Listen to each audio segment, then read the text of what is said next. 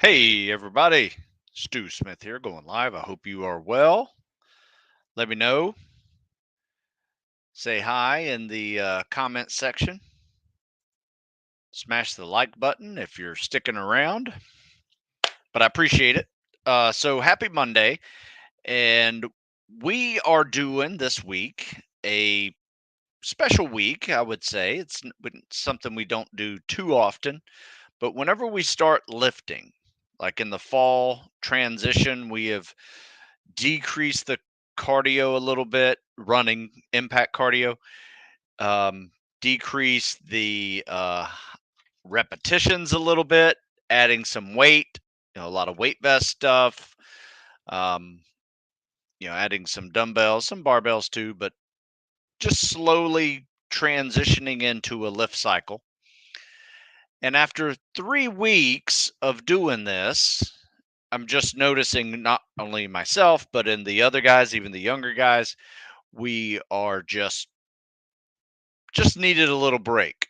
And especially as we start to ramp up more lifting, one thing I do recommend is whenever you uh, go into a lift cycle, you don't want to be exhausted. And whether that is stress from school or work, um, it's keeping you up at night and you're not really recovering well, not eating well. You just got through doing a marathon and now I'm going to go lift or further. You just got through doing a hard, like, military selection process that maybe like a SWAT team selection for a week, and now you're going to go lift after work. There are some things that I would recommend before you start a lift cycle to do, and that is to be fully recovered from whatever ails you, whatever is just putting you over the edge of borderline recovery slash not recovering well enough. Um, maybe some call it overtraining, some people call it under recovery. But the last thing you want to do is go into a lift cycle tired and beat up and feeling really kind of crappy, to be honest with you, because it's going to require a higher level of recovery focus than your prior cycle might have, especially if you were in a calisthenics and cardio cycle. So, as you know, we do something called seasonal tactical fitness periodization. If you don't know what that is, I will. In fact, here's the article that I want you guys to read that's similar to my introduction conversation with you guys. And then once I'm done with this little conversation, I'll take some questions. But yeah, we do something called seasonal tactical fitness periodization. Um, been doing it for 24 years now. Highly recommend it. I've been doing it myself, been doing it as a coach to others, especially those in the tactical professions, and especially those who have been in the tactical profession for 10, 15 years, and now they're a little bit older and they need to maybe adjust some of their harder training profiles that they may have done in their teens and 20s. Um, because it is definitely something that you definitely need to evolve with your training. Put it that way. Um, let's see what's going on here. Why's my All right, now we're good. All right, so I will take some questions um, after this conversation, but let me just say, here's what we are doing in this week. So today we did a full body day, and it's just calisthenics. So we're doing no lifting all week. So when I say we're doing a deload week, this is what it looks like. Some people may lift lighter, may lift less, may have a day off in between lift days. You can do it multiple ways: less volume, less weight, less reps. You name it. Whether that is running or calisthenics or whatever, you just do less of it, and so it's just a little bit of a deload. How much less?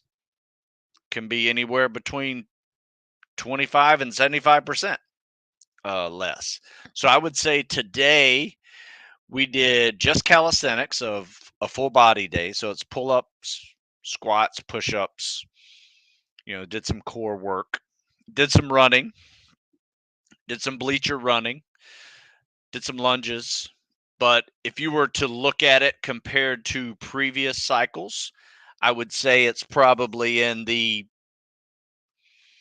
50 to 75% of what we were doing 2 months ago. So it's a little bit less.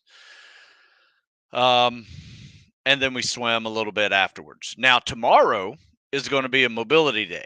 Then we're going to do another day of running, biking, swimming, a little bit of calisthenics to loosen up, but not a whole lot of volume, probably maybe even 15, 20% of what we would normally do, just kind of help us loosen up. But the volume of running is going to be a little bit different.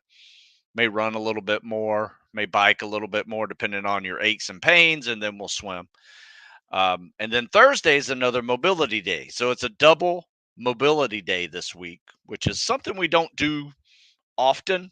In fact, I probably do them maybe once every 6 months, when I need one. Like they tend to just pop in there whenever you just put that mobility day when you're just burnt out. You didn't eat well, you didn't sleep well, you've been traveling for you know 24 hours. Next thing you know, you're trying to do something and you're wondering what you should do.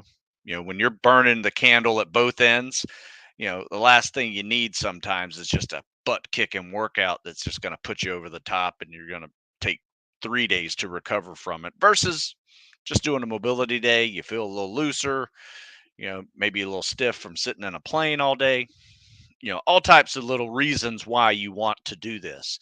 But I just insert that second mobility day into the week whenever needed. But anyway, this is a pre-programmed second mobility day. And then we'll do a little run, ruck, swim on Friday, short miles, like 2 mile run, 2 mile ruck, not even a 1,000 meter swim. So it's kind of easy. And then we'll do another full body calisthenics day on Saturday.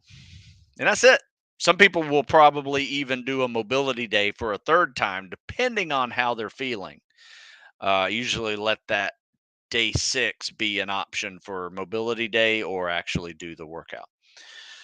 So because everybody's a little bit different. There's no one perfect program that's going to fit everybody's fitness levels and goals and abilities and all of that.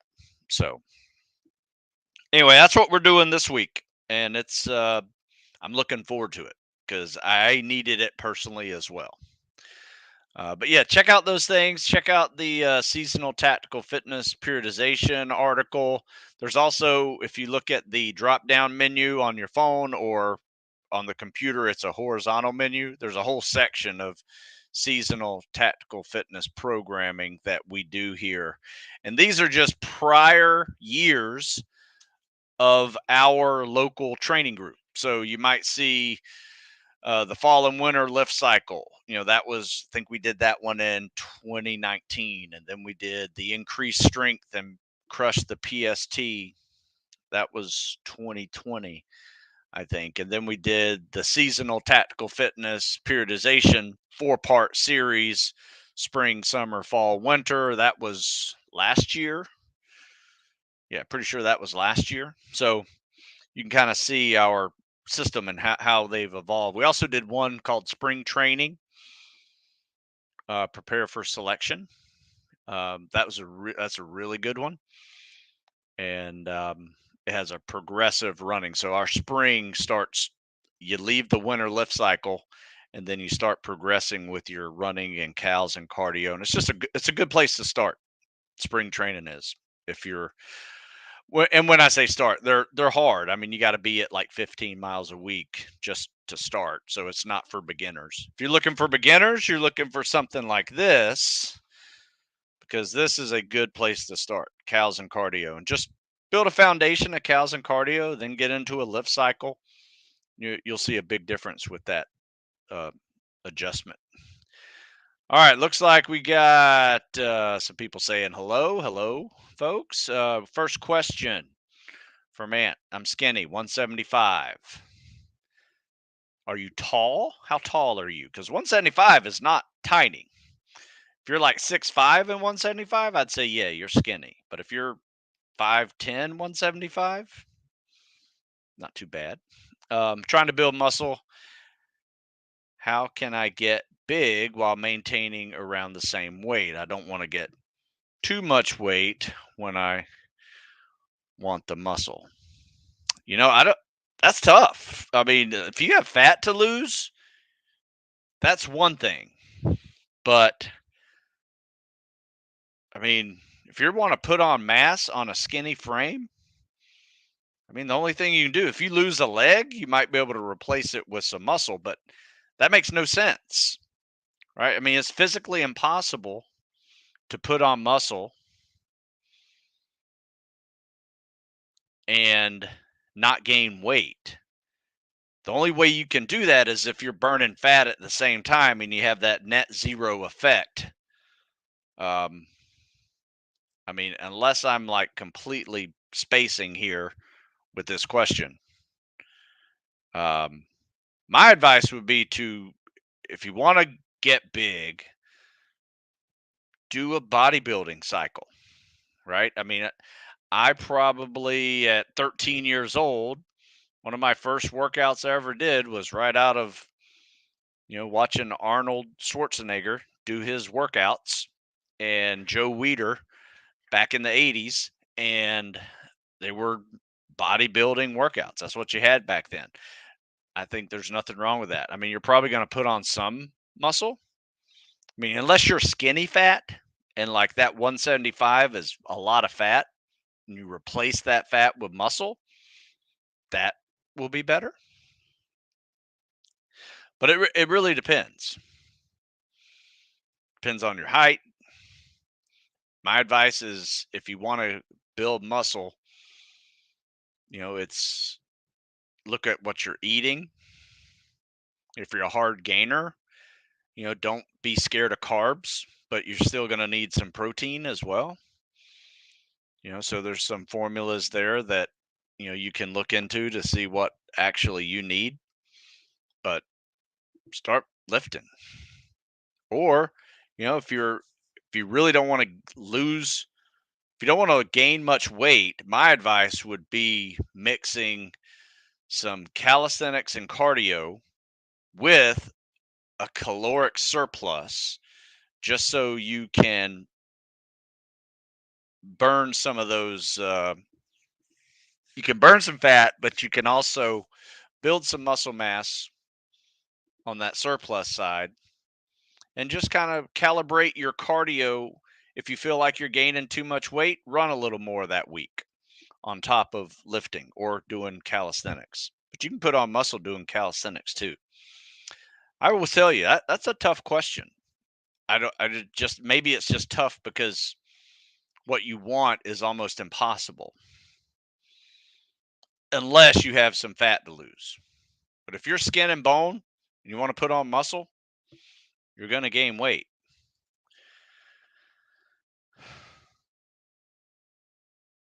All right. So Thomas says, "Hey Stu, do you think it is good to stretch every day after workout?" I do.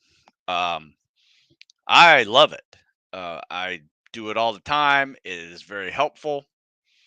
In fact, I am stretching right now my feet as I stand and talk to you. We ran some stairs and calves are a little tight, Achilles a little tight, so I'm stretching my feet on my little foam roller here, half cut foam roller, and just doing a little calf stretch. But yeah, absolutely. And I'm standing up because sitting down is not really helping my hips right now. So you guys can't see this, but I'm wiggling my hips while I talk just to stay loose and try not to sit down all day after doing the type of running and legs that we did today. But yeah, so it really kind of depends. I have always had some good flexibility, so I always tried to maintain it with some stretching. But there was a series of time there where I was running a lot and my hips got really jammed up. Like everything hurt. My hip mobility sucked. My running hurt. And there was a time when I thought for sure I wasn't going to be able to continue running. I was like 45 years old. Um, and it felt like my hips were bleeding when I ran. Wasn't the case, but it just felt like that. And then I created this mobility day, and it was life changing. So if you don't know what mobility day was or is, it is 5 minutes of cardio that is non-impact. So bike, walk, jog, or don't jog. Elliptical, things like that. Things that are just nice and neat. Rowing. You can swim. Sometimes we do swimming mobility days that are awesome. So you do that for 5 minutes, and then you stretch and foam roll for 5 minutes, whatever hurts. Or sometimes I'll just start at my feet, and every 5 minute set I'll work towards my neck, and do a section of my body. So you do that 5 times. So it's 5 minutes of cardio, 5 minutes of stretching and foam rolling. Do that for 5 times. Takes about an hour, and then you go swim, do some treading, loosen up, do some aqua jogging. Opens up the hips like nobody's business. I walk out of there feeling no pain. And, at 54, 9 years ago, after I thought my hips were all jacked up, I'm running still. So ran 25 miles last week. So, um, with what can I replace a flight of stairs? Yeah, if you don't have a flight of stairs to do, like some workouts I have, you do a farmer walk up and down a flight of stairs.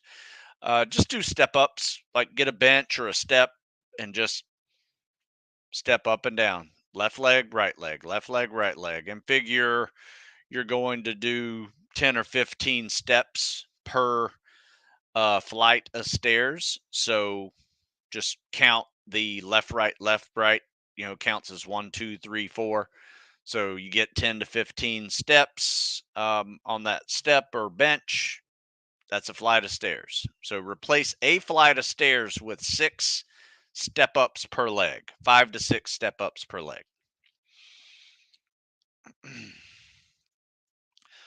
When do rangers not eat and sleep? The whole 2 months or just 2 weeks? Joe, I don't know that answer. I don't know when that is. Uh, to my knowledge, they get about 4 or 5 hours of sleep a night, um, and they get 2 MREs a day for 2 months. Now, there could be a section where they didn't get their shipment, a scheduled um, 0 MREs that day because supplies didn't get to them, which is a likely scenario sometimes. Um, but I don't know that answer. How hard should I be pushing myself when swimming as someone who is an inexperienced swimmer? I swim 5 days a week, want to push myself, but I also want to be smart and how much I can exert myself. Well, lucky for you, swimming is not one of those things that is impactful. What I mean by that, yeah, you can tweak some muscles and some joints,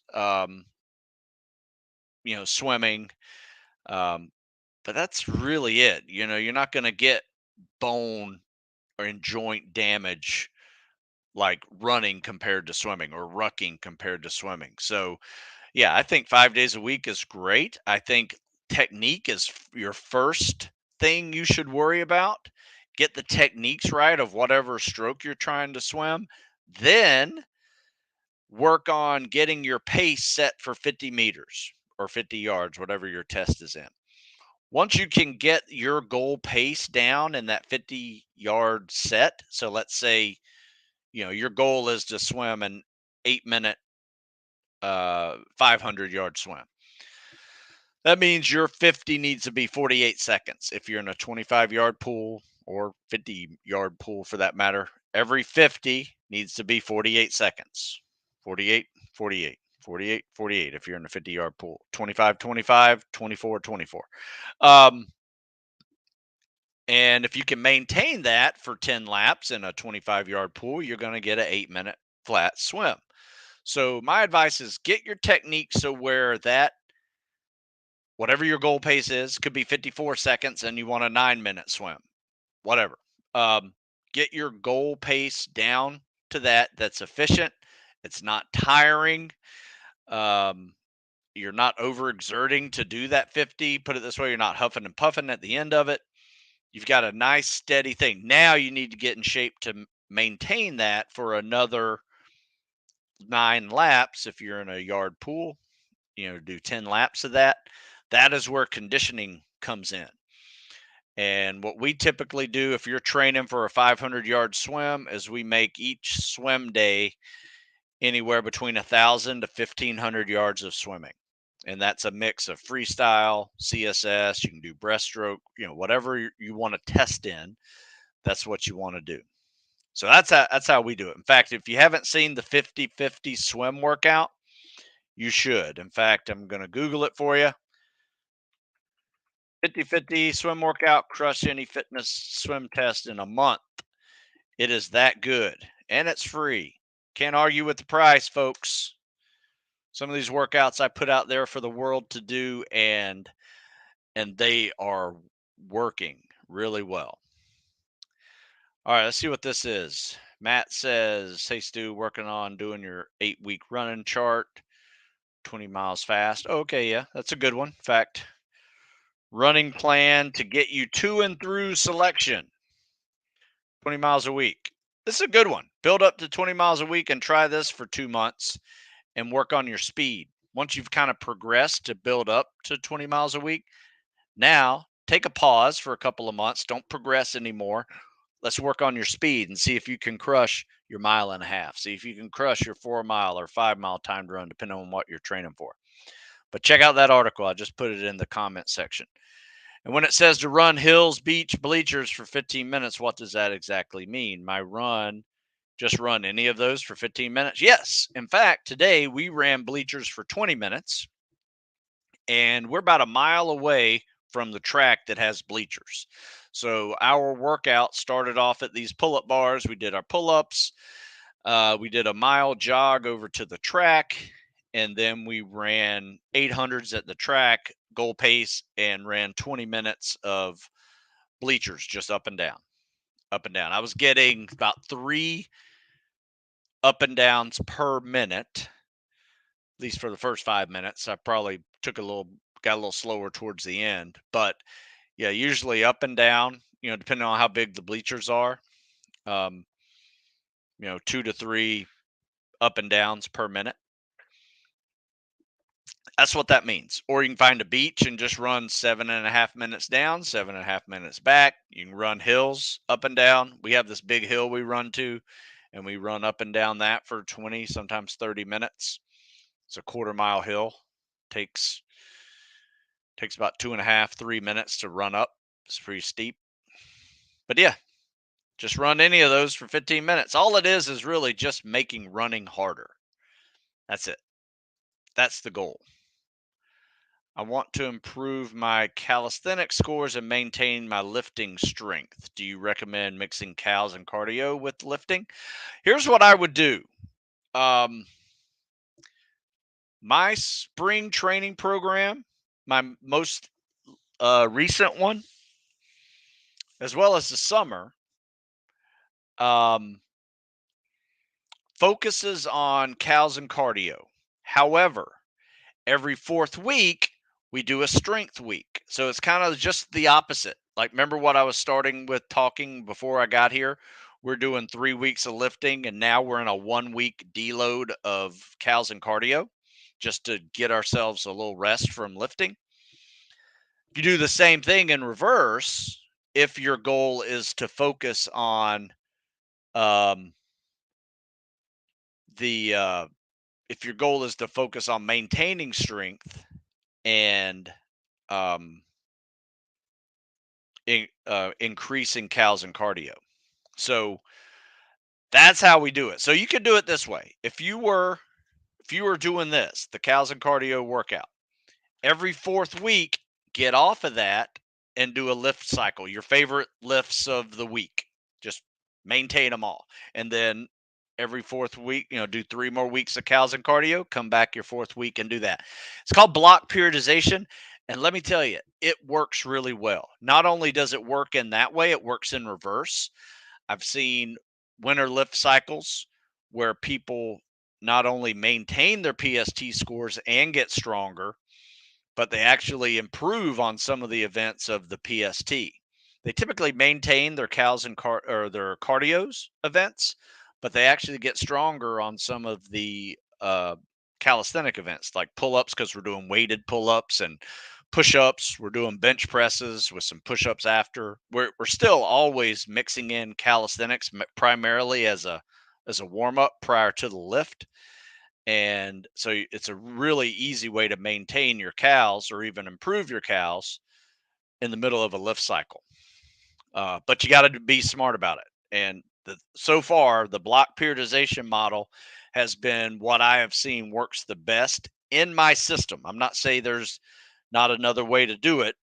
It could even be better. But what I have seen is block periodization. In fact, I'm going to put this in here, Stu Smith, because there's a couple. I want you to read this because this is what I think you should do. And it is, in fact, I'm just going to share this screen because I think this one's pretty important to just show you. So this is my spring training. You guys can see this. Yeah. So this is my spring training article. Talks about a 3-to-1 block periodization model, which I just discussed. This is it. Yeah. So it's going to do a 3-to-1 block periodization. This is how it works right here. I just kind of explained it in a nutshell. This is a little more involved in the explanation, and it shows you what you're doing. So a lot of fun. I love that one. That was probably one of spring training is probably my favorite cycle. So I would say if that's your goal, to maintain lift and improve cows and cardio, which by the way, that was my goal too, coming in as a lifting football player type. That was my goal as well. All right, let's see what's next here. What's your opinion with the bench press in relation to preparing for SEAL training? Well, it's not a bad tool. It's one of many tools that you can use. The way we use it in our lift is we typically don't go super heavy, like 1 rep max stuff, but we'll do 5x5s, and we will do body weight bench press improvement sets. So my goal is to get people's body weight bench, one, get them up to their body weight bench, and then get them with some increased strength endurance combination to get their body weight bench over 10. And if you can do it over 20, that's kind of like the gold standard. If you can do 20, like you weigh 185, you can do 20 reps of that. Very good. So that's how we use it. But yeah, is it needed for SEAL training? I wouldn't say it's needed, but it's nice to have some extra durability doing push-ups, because I promise you will do countless push-ups at buds. So yeah, that's my rationale for using it. Working on my CSS right now. Any tips for improving the scissor kick? Yes. In fact, I have an article called Fix Your Kick. CSS Help, Fix Your Kick. That's the name of the article. I'll put it right here in the comment section. If you guys check out the comment section, it's called CSS Help, Fix Your Kick. Great article. Has some kickboard drills for you. Learning how to kick is very important. I would say that's probably one of the most important elements of swimming, next to how tightly you streamline. So not only do you need a good kick and pull, but you need to be able to really tighten up those arms over your head. In fact, if I were to do it this way, I want to be able to lock it out, good posture, not like this because your shoulders are so tight. So a lot of people need to work on the shoulder mobility in order to be able to get into that good streamlined body position, but that's where you want to be. So streamlined body position matters, your um, kick and pull matter. So check out the pull, breathe, kick, glide article and that fix your kick article. So also my times are a lot better and I feel more efficient doing regular side stroke. Hey, whatever floats your boat. You can do regular side stroke or you can do CSS. Both are legal swims. How important is running surface for buds prep? I don't have access to soft sand, just concrete roads, gravel trails, or a treadmill. Would you advise against using a treadmill? Well, I would say this. I wouldn't use a treadmill if you have access to some hills, right? But if you don't, treadmill, just use that on hill day. Kick that thing up as high as it goes and start running up hills. If you don't have soft sand, something that really works well is a stair stepper machine with a weight vest. You do that, I promise you. In fact, here's another article. In fact, it's called, I think I did this one for military.com. It's called, for those looking for joining special ops, weighted stair steps are a useful tool. So once again, kind of like bench press, it's a useful tool. Not needed, but a good tool to work the legs in a way that's going to prepare you for soft sand running. Something I did is I found a dried up riverbed where I lived and ran on that soft sand. Also had a friend down the road who his dad owned a farm, and I asked his dad if I could run the perimeter of his farm where he's not plowing, where he's not planting on the plowed side. And so I ran in a plowed field prior to buds. Not quite the same, but it made running harder.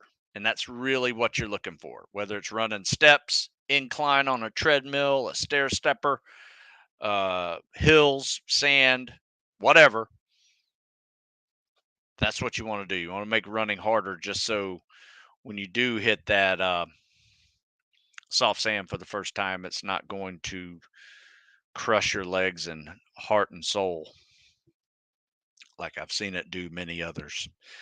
So tomorrow we are doing the live again at same time, 9:30, and we will be focusing more on some CSS videos. So I'll share some submitted videos that people had and critique them. So it's a live critique show. Send in a video if you want me to critique yours. Happy to do that. But even if you don't want me to do it on live, that's fine. And I can just send you an email with my critique in it too. Because I will do that to all people who send emails to me with their, you can send the email, stu@stewsmith.com, or you can DM me on Instagram, which is stewsmith50.com. The website that has all these articles that I'm sending you is called stewsmithfitness.com. Seriously, ask the search a question and see if something pops up there, or you can ask Google. Put my name in the search. That's a little helpful. And ask it a question and see if I've written about it. Chances are I have, because I've been doing this for 20 years, writing a lot of articles out there. As you can see, I can answer most of your questions with a previously written article. Not that it's bad to ask that question, because sometimes, an article is not specific enough an answer. So I understand that. So I don't mind you asking questions that I've already written about. Just, sometimes it works out real well and it's a perfect answer to your question. Sometimes I have to be a little more nuanced and answer your specific question, which I don't mind doing. So you guys give me ideas to write. In fact, I even wrote an article last week on military.com from one of your questions. In fact, let me see where it is. My latest in um, how pace. I think it was pacing. Yeah, it was a pacing question. In fact, the question was, I emailed you about sit ups and getting better at them, but I wanted to know if I can drop my mile and a half time under 11 minutes. I'm at the police academy, run a mile and a half in 11:58. Thanks. Yeah, so that question is now a full email or is full article over on military.com. In fact, I'll put it right here in case I think it was Elijah that asked that question. But anyway, I wrote an article about you. No one really knows it's you, but it's your question. It's up on military.com. It's about sit ups and mile and a half running pace and also swimming. Because if there's 3 exercises in the Navy PST that require pacing, Navy PST, and this is for SEAL, SWIC, EOD, diver, rescue swimmer, and SARC. They all have to take this test now, the Navy PST Phase 1, which is getting to the training by crushing that PST. That's your answer. And the 3 events that are pure pacing. Sure, you can pace pull ups and push ups, but typically you don't need to. But you do need to pace sit ups, you're running, and you're swimming. Because if you don't and you start off way too fast, you're probably going to see negative results on the back half of that run, swim, or sit up time. So, does long distance biking affect running? Should I space out time between biking and running, or can I do both in one day? Oh, no, we do both in one day all the time. In fact, we call them bricks. In fact, you can Google it. Um, it's a triathlon term where you bike first, then run. Because what do triathletes have to do? They have to bike and then they have to run, right? Right after swimming, they swim, bike, and run. So, um, yeah, we do it. We do it that way all the time. In fact, I would say I do bricks sometimes 3 days a week. Not hard ones, like I'll probably bike for 5 minutes and then go for a 5 minute run, and then do that for an hour. Uh, Sometimes I'll do a 20-minute bike and a 30-minute run, right? So it's not like I'm trying to do a triathlon or something. But it also depends on how you define long distance. I would define anything on long distance on a bike, anything over an hour, um, and then go running for you know whatever. But it also depends on how you are pedaling and how you're running. Are you just doing zone 2 aerobic biking, like riding in a park and then go for a run, a little jog afterwards? That's one way to do it. That's a good way to get all the aerobic zone 2 activity with half the impact. Not a bad option, especially if you're new to running. However, if you want to mix in some speed work, are you doing some Tabata intervals like 20-second sprints, 10-second easy on the bike, and then go for, a timed 4 mile timed run? That would be a different energy system you're using. So a little more effort, but it really kind of depends on what you're doing. And you can break it up throughout the week with different goals in mind. You can do a long, slow distance day. You can do a Tabata interval timed run day. You can do hills and sprint day. Kind of up to you.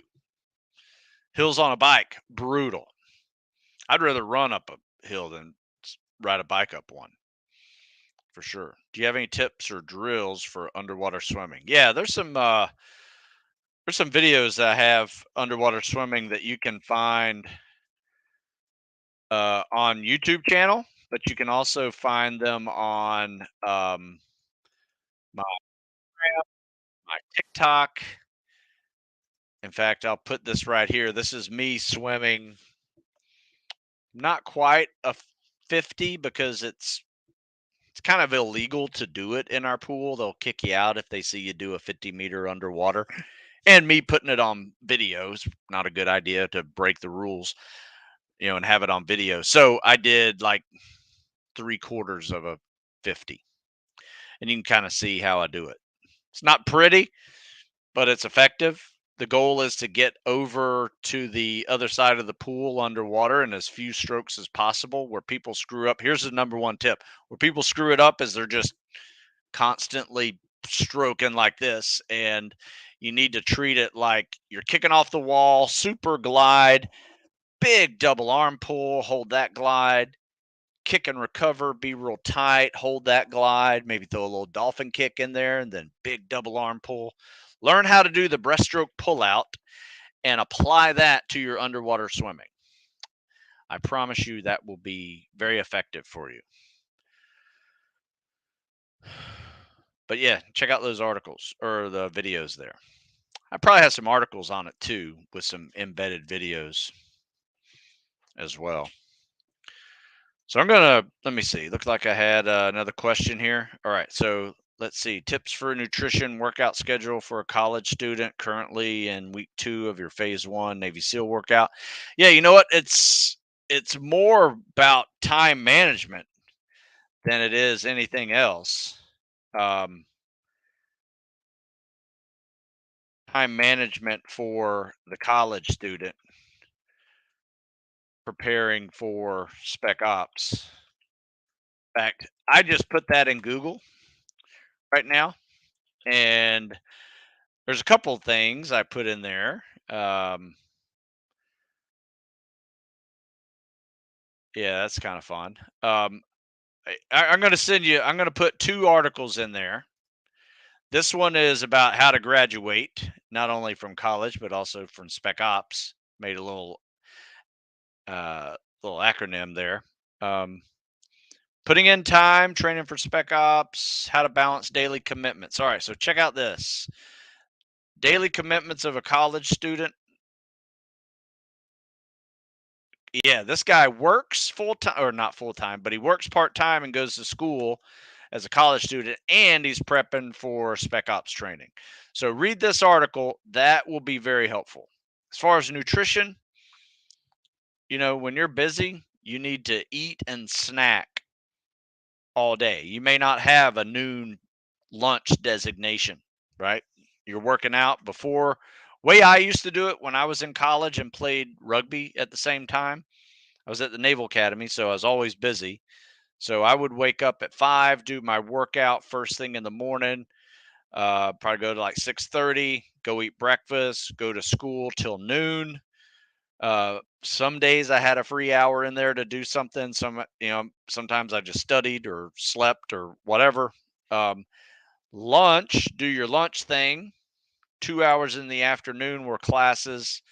If I had a free class, I'd go swim. If I didn't, I would just go to class. And then rugby started at like 3:30. That took us till about 5:30, 6. On the way back from the rugby field, we went by the swimming pool or the weight room, depending on how we were feeling and what we missed that day. We'd hit a little swim or lift. Then I go eat dinner and I start studying by 7, come back to my room by 11, 11:30, go to bed at midnight, do it again. That was my college life. And it kept you busy. Days go by fast, or I should say the days are long, but the years go by fast. But it's fun being that busy, I think. But check out those articles. I think that may help you.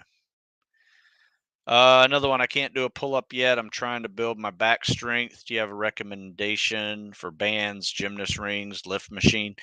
Yeah, all of them.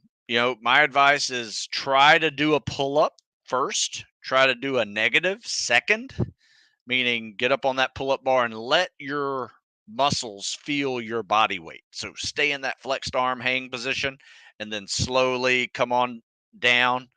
Let yourself just come down really slow. See if you can hold it for 5 seconds in the downward movement, the eccentric movement of that uh, event. Um, yeah, and just do it every other day. Don't try it every day, especially if you're adding in other pulling activities like pull down machines on top of it and dumbbell rows and bicep curls. But if you can't do a pull up, do a Google search. First pull up, Stu Smith. Um, pull ups part one, how to do your pull up. Going from 0 to 20 pull ups. That's a long video, but this video is actually not that bad. Check this out. So this is a YouTube video, but it's up on military.com.